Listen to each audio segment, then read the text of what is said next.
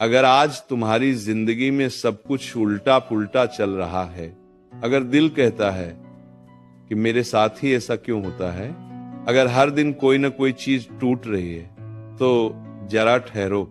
ये सत्संग पूरा सुनना, एक बहुत गहरी सच्चाई समझ लो।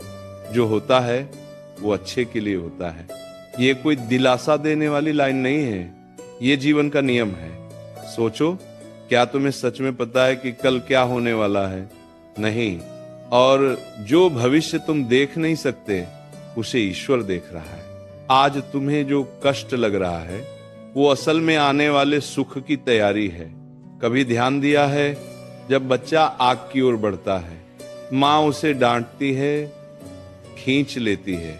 बच्चे को लगता है माँ बुरी है, लेकिन माँ जानती है अगर अभी नहीं रोका तो बच्चा जल जाएगा।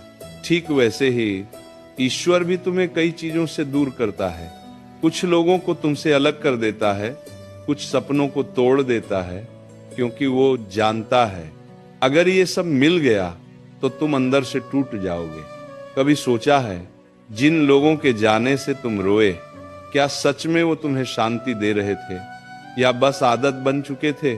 अक्सर ईश्वर वही छीनता है जो भविष्य में जहर बन सकता है। एक राजा और उसके मंत्री की कथा तुमने सुनी होगी, जहां उंगली कटने से राजा की जान बच जाती है। उस दिन उंगली कटना अभिशाप लगा, लेकिन वही वरदान बन गया। जिंदगी में ज्यादातर चीजें पहले अभिशाप लगती हैं, बाद में वरदान बनती हैं, लेकिन हम बीच में हार मान लेते हैं। क्यों? क्योंकि हम तुरंत परिणाम चाहते हैं।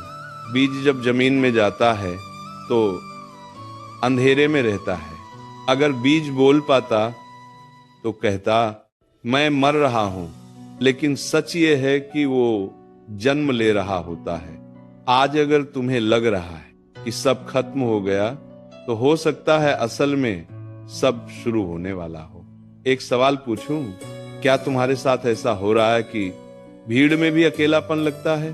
पहले जो चीजें खुश करती थी, अब उनमें मजा नहीं आता, लोगों से दूरी बनने लगी है? अगर हाँ, तो समझ लो तुम्हारा स्तर बदला जा रहा है। जब आत्मा को ऊंचाई पर ले जाना होता है, तो पहले उसे शोर से दूर किया जाता है। ईश्वर तुम्हें सजा नहीं दे रहा, वो तुम्हें तैयार कर रहा है। कभी ये भी महसूस हुआ है कि तुम पहले से ज्यादा सहनशील हो गए हो? पहले छोटी बातों पर टूट जाते थे, अब चुप रह जाते हो। ये कमजोरी नहीं है, ये ताकत का जन्म है। जो सहना सीख जाता है, वही आगे चलकर संभालना सीखता है। और याद रखना, ईश्वर कभी खाली हाथ नहीं करता जब तक देने की तैयारी न हो। पहले वो हाथ खाली करता है, फिर उन्हें भरता है। कभी कभी रिश्ते टूटते हैं, कभी पैसे रुक जाते हैं, कभी रास्ते बंद हो जाते हैं, ताकि तुम्हारी नजर सिर्फ बाहर नहीं, अंदर भी जाए। एक सवाल और, अगर सब कुछ हमेशा सही चलता रहता, तो क्या तुम कभी भगवान को याद करते? दर्द इंसान को भगवान के पास लाता है, और भगवान के पास आने वाला इंसान कभी छोटा नहीं रहता। आज अगर तुम्हारा दिल भारी है, तो खुद से ये मत कहो मेरे साथ बुरा हो रहा है।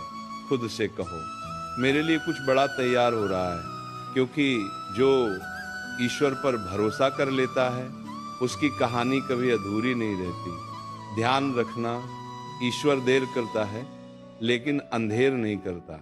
आज तुम बीज हो, कल पौधा बनोगे, परसों वृक्ष, और एक दिन लोग तुम्हारी छांव में सुकून ढूंढेंगे। बस एक काम करो, जब कुछ बिगड़ता दिखे तो मन ही मन कहो, हे प्रभु, मुझे नहीं पता इसमें मेरा क्या भला है, लेकिन मुझे आप पर पूरा भरोसा है। और यही भरोसा तुम्हारा सबसे बड़ा कवच है। अंत में बस इतना याद रखना, जो चला गया वो जरूरी नहीं था, जो टूट गया वो कमजोर था, और जो बचा है वही असली है। तुम्हारा समय आ रहा है, धीरे आ रहा है, लेकिन स्थायी आ रहा है। इसलिए घबराओ मत, शांत रहो, भरोसा रखो।